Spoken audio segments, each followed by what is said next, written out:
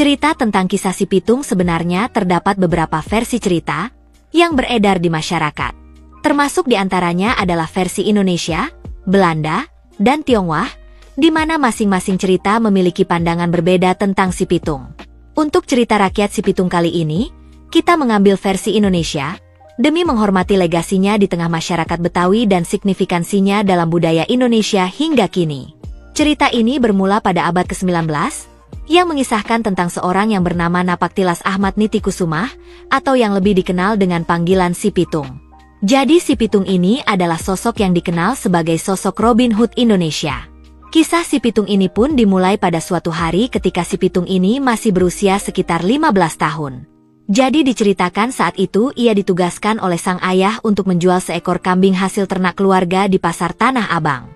Di sini ia pun langsung menuruti mandat dari ayahnya itu, dan ia pun segera membawa kambing tersebut untuk dijual. Singkat cerita, kambing tersebut akhirnya terjual kepada seseorang yang ada di sana, di mana setelah berhasil menjualnya, ia pun berjalan pulang dengan perasaan bangga, dan ia pun menjadi tak sabar untuk memberitahu sang ayah. Dalam perjalanan pulang ke rumah, tiba-tiba saja ia dihadang oleh komplotan perampok yang saat itu diketahui tengah mencari mangsa untuk mereka rampok. Di sini mereka pun merampas uang sebesar puluhan gulden yang didapatkan si Pitung dari hasil penjualan kambing. Karena tidak bisa melawan, akhirnya si Pitung ini pulang dengan tangan kosong dan hati yang sedih. Sesampainya di rumah, ia pun menceritakan kabar buruk yang barusan terjadi kepadanya itu. Di sini setelah mendengar hal itu, sang ayah pun menjadi geram dan marah. Ketika melihat ayahnya ini murka, si Pitung pun ikut murka, dan ia kemudian berjanji untuk membalas dendam kepada para bandit tersebut. Singkat cerita, mereka pun berusaha mencari tahu tentang para bandit tersebut. Dan ketika berhasil menemukan mereka, si Pitung mengerahkan kemampuan bela dirinya, dan memberi pelajaran kepada komplotan tersebut.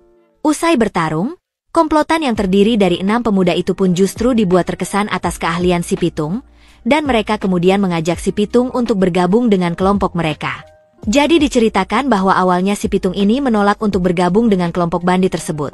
Namun ketika ia sering melihat perlakuan tuan tanah atau kelompok-kelompok yang berkuasa di sana saat itu, sering bertindak semena-mena terhadap warga miskin, dari situ ia pun berubah pikiran. Di mana pada akhirnya si Pitung ini pun bergabung sebagai pemimpin komplotan, dengan syarat bahwa hasil rampokan akan dibagikan kepada mereka yang membutuhkan. Di sini ia berniat menggunakan ilmu bela dirinya untuk melawan para kompeni dan tuan tanah yang begitu semena-mena terhadap warga. Setelah itu si Pitung dan komplotannya itu pun melakukan aksi pertamanya di kantor Maester Cornelis, dan itu merupakan tempat seorang tuan tanah asal Bugis yang bernama Haji Saipudin bekerja. Aksi ini dilakukan secara cerdik oleh si Pitung dengan menyamar sebagai salah satu pegawai pemerintahan Belanda. Penipuan ini dilakukan dengan cara mencuri seragam salah satu petugas, dan ia menyamar sebagai demang atau kepala daerah wilayah Maester Cornelis.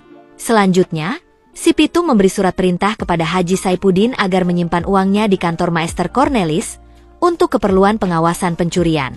Tak disangka, Haji Saipudin setuju dan memberikan uangnya kepada demang Maester Cornelis, alias si Pitung. Setelah itu, harta Haji Saipudin ini pun dibawa kabur oleh si Pitung dan komplotannya. Merasa berhasil melakukannya tanpa menimbulkan kecurigaan pihak berwenang, si Pitung dan komplotan terus-menerus melakukan berbagai perampokan selanjutnya. Hingga suatu hari, pihak berwenang menemukan jas hitam, seragam polisi dan topi yang digunakan untuk tipu muslihat, sekaligus uang rampasan sebesar 125 gulden. Kabar ini pun perlahan terdengar, dan menggemparkan warga yang khawatir hartanya akan dicuri oleh si Pitung dan komplotannya. Setelah mendapatkan informasi terkait aksi yang dilakukan oleh si Pitung dan komplotannya itu, pihak berwenang lalu memutuskan untuk memberitakan hal itu di sebuah surat kabar, dengan tujuan memburu mereka. Bahkan, disiapkan ganjaran uang sebesar 400 gulden, yang akan diberikan kepada siapa saja yang berhasil menangkap si Pitung bersama dengan komplotannya itu. Meski ketujuh orang tersebut sedang diincar, si Pitunglah yang paling dicari, lantaran perannya sebagai ketua. Akan tetapi pencarian tersebut selalu berujung nihil, padahal sejumlah detektif juga ikut turun tangan. Sebenarnya, beberapa kali para pihak berwenang sempat menemukan si Pitung dan mencoba menembaknya. Namun, selain ilmu bela diri si Pitung yang handal, si Pitung juga memiliki sebuah kesaktian yang terus-menerus menyelamatkannya dari tangkapan polisi dan malapetaka lainnya. Karena aksi penangkapan si Pitung ini selalu gagal, membuat seorang kepala polisi kolonial yang bernama Awe Van Hin pun merasa murka, di mana dia kemudian memaksa untuk turun tangan sendiri untuk menangkap si pitung itu bersama dengan pasukannya. Pencarian ini dibantu oleh warga setempat yang bertindak sebagai informan. Hari demi hari, mereka menyisiri daerah Kampung Bambu dan sekitarnya, tempat si pitung sering beredar dan beraksi. Hingga suatu hari, Van Hin mendapatkan berita dari salah satu informan yang mengatakan bahwa si pitung tengah berada di wilayah Tanah Abang. Setelah mendapat informasi tersebut, kepala polisi ini kemudian dengan amat berhati-hati bergegas ke sana karena takut kehilangan sang bandit ulung itu. Van Hin kemudian menyiapkan strategi untuk menyergapnya. Dan tak lama kemudian, si pitung menampakkan diri dan mencoba melarikan diri dari kejaran pasukan kolonial tersebut. Namun, Van Hin dan pasukannya berhasil menangkap dan menembak kaki si pitung. Dalam kondisi lemah dan lunglai ini, si pitung pun tidak mampu melakukan perlawanan. Van Hin kembali menembak, dan kali ini mendarat tepat di bagian dada. Di sini dengan perlahan, si pitung pun terjatuh ke tanah dan meninggal. Lalu bagaimana dengan kesaktiannya itu?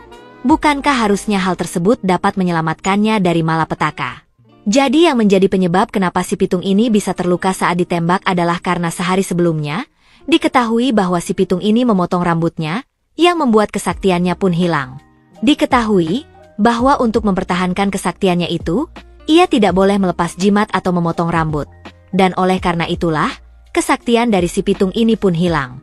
Selepas kepergiannya, si pitung disemayamkan di Taman Pemakaman Umum Kebon Jeruk, Jakarta. Kemudian, makam sang legenda terus-menerus dijaga oleh warga Betawi, karena ia dihormati sebagai pahlawan pembela keadilan dari para penindas. Warga Betawi pun percaya bahwa si pitung terus melindungi mereka dari malapetaka hingga saat ini.